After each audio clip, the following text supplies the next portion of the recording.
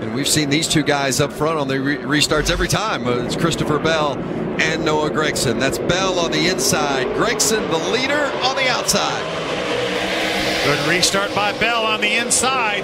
Oh, trouble! Rhodes is turned around by Cindric. Heavy contact in the 27 of Ben Rhodes, and Matt Crafton involved as well. Austin Cindric got into the back of the 27 of Ben Rhodes. Rhodes threw the block, and Cindric said, "I'm here." We talked about intensity ramping up and guys getting desperate, making desperate moves. We said at the beginning of the night, desperate times call for desperate measures. I'm not sure if that was a desperate measure, or if it's just drivers trying to protect their position and it led to some contact, but catastrophic for Ben Rhodes in that 27 team. We talked about at the very top of the show what can happen. You never know till the end of the race, and I'd say right now that's going to knock Ben Rhodes out of any opportunity for a playoff position, and it puts Austin Cindric in. Wow. Wow.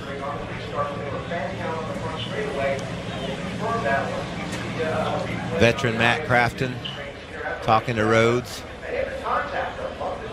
The red you see on the screen has come out, so they're going to stop the trucks. There's going to be a pretty significant cleanup involved here. Well, it makes you wonder now about if Rhodes would have stayed out.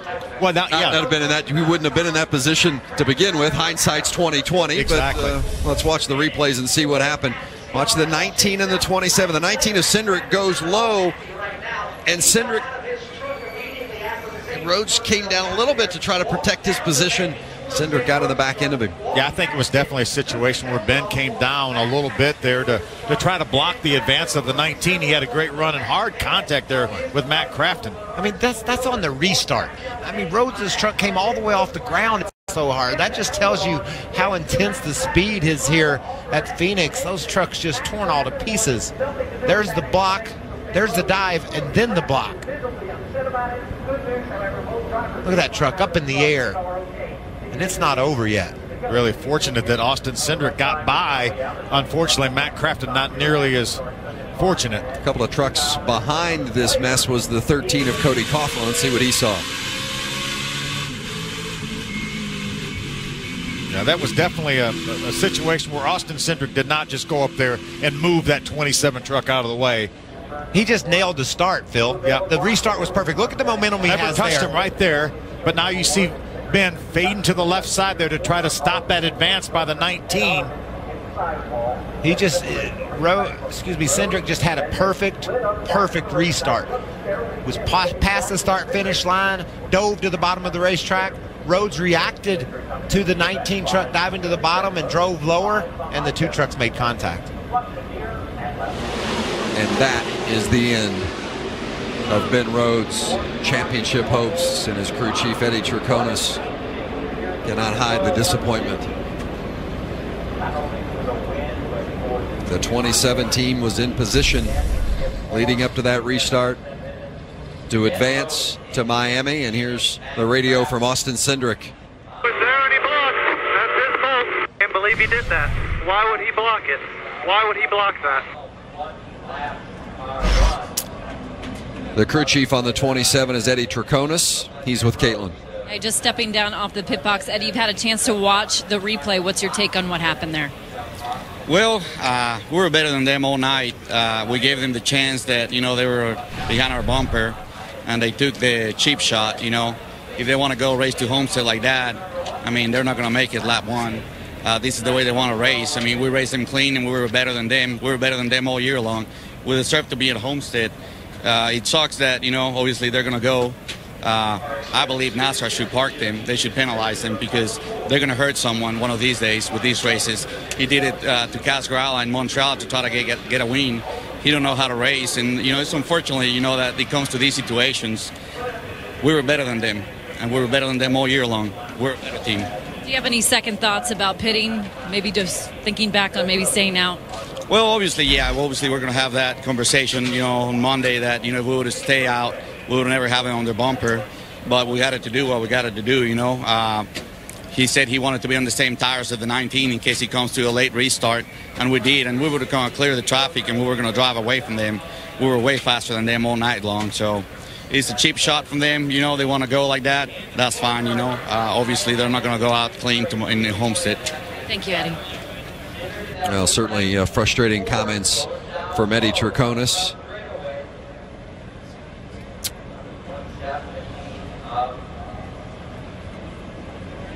Cindric, as you guys said, got a great restart, a terrific launch on that restart, and Ben Rhodes trying to protect his position. You can't blame either one of them. I mean, Cindric making the move, and Ben Rhodes protecting. Do you think it was a cheap shot from I don't. I can't find any fault with what Austin Cindric did. He had such a run of momentum. He was pulling up beside him. Let's take another look at it. You see him, he pulls out, never touches Ben. And then Ben just pulls down a little bit, just wanted to just say, hey, I'm here, don't make the move. But Austin had already committed to the bottom, never backed off. And I just can't find fault with what Austin did. Michael, how about you? You know, we know, Phil, we've seen enough of these races. You understand that maybe the first half of the race you can get by with blocking a little bit, but when the laps start to wind down, especially on a restart, we're within 20 to go. These guys are going to protect, they're going to fight, and they're not going to give up anything. And I think Austin Cindric did a perfect job on that restart. He was right where he needed to be. He made the move to the bottom, and then the two trucks just came together when Rhodes reacted to what Cindric did. And when Rhodes did react at that point, Cindric it wasn't like Cindric could even do anything at that point. I mean, he's already committed to the space, right? Yeah, I'm not sure he could have slammed on the brakes and avoided running into the 27. Regardless, and there's always two sides to every issue, and there's going to be two sides to every argument. And if you're a Ben Rhodes supporter, you're going to believe that Rhodes was wrecked, and if you're an Austin Cindric supporter, you're going to believe that Cindric got a great restart and did what he had to do and was just in that position. Maybe if you're on either side of it, I think, as you guys have both said, Cindric just got a great restart, and it was just racing at that point. And Vince, I feel for Ben Rhodes and Absolutely. Eddie Traconis and that entire team. What a great job they've done this year, and I wish that it would not have ended this way. Let's see if we can talk to Austin Cindric about that restart. Hey, Austin Cindric, it's Michael Waltrip and the Fox team. Do you copy? Yeah, 10-4, Michael. Well, I know you hate to see it happen like that. From your driver's seat, what'd you see take place? I think it's almost an exact highlight reel we saw at Homestead last year in the Cup stuff. I had a good run, went down to the inside, Ben went to block, and I was there. I can't be pushed around because I know that was our chance to get by him. He was faster than us all night. I had to hold my line, and unfortunately went to block. I'm not sure that was his best decision, but it's unfortunate. I really hate to have it happen that way. He was running a great race. We were trying our hardest, and obviously nothing intentional there. I think you can clearly see I tried to get a run and held my ground, and that's kind of how it went. But it's unfortunate, but we got to keep our nose clean for the rest of the race and hopefully give these PKR guys to run for a championship in the final race. Okay, buddy. Thanks for talking to us. Yep, no worries.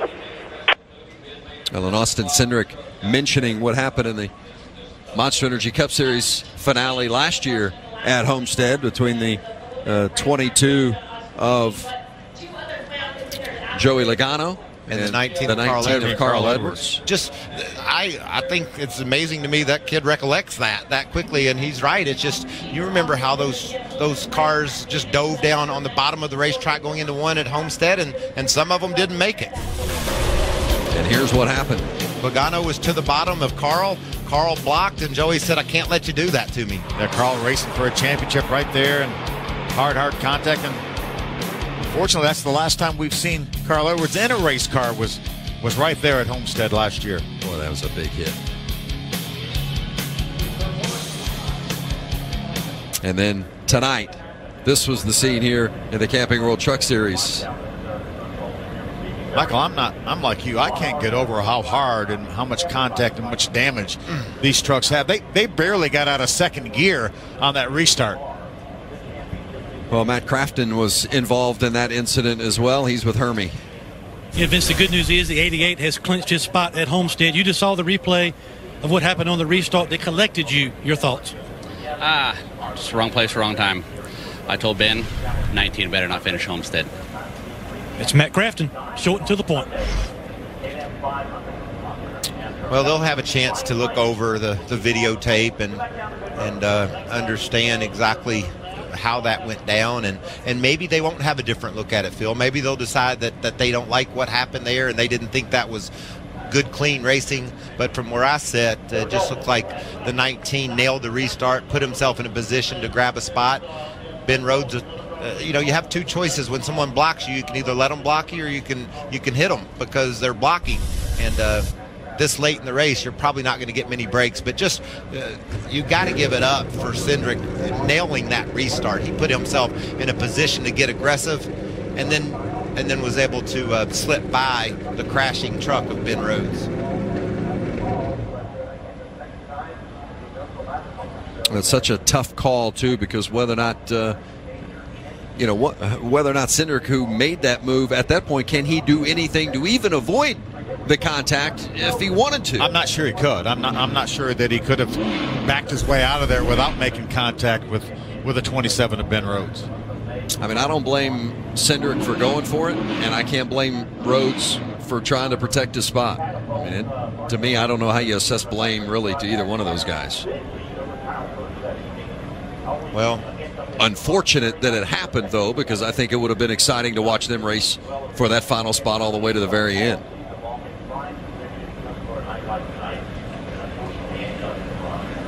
Now Rhodes has, and Cindric have something else to think about when they get to Miami. Instead of Cindric maybe focusing on the prize, I think it would be very wise for Austin Cindric to call Ben Rhodes and talk to him about what happened on the racetrack and try to settle their differences before we get to Florida. And maybe before they leave the racetrack tonight.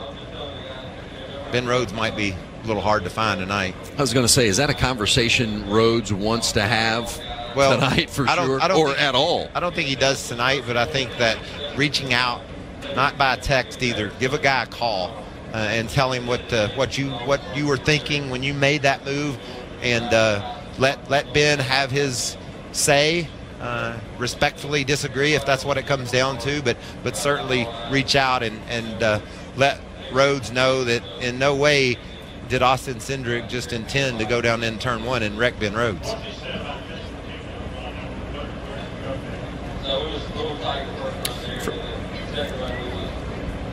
Still in the red as they continue to clean it up. When we come back and when we go racing, there will be 20 to go at Phoenix. Thank you, Justin, and ready to go back racing soon, but certainly a key development.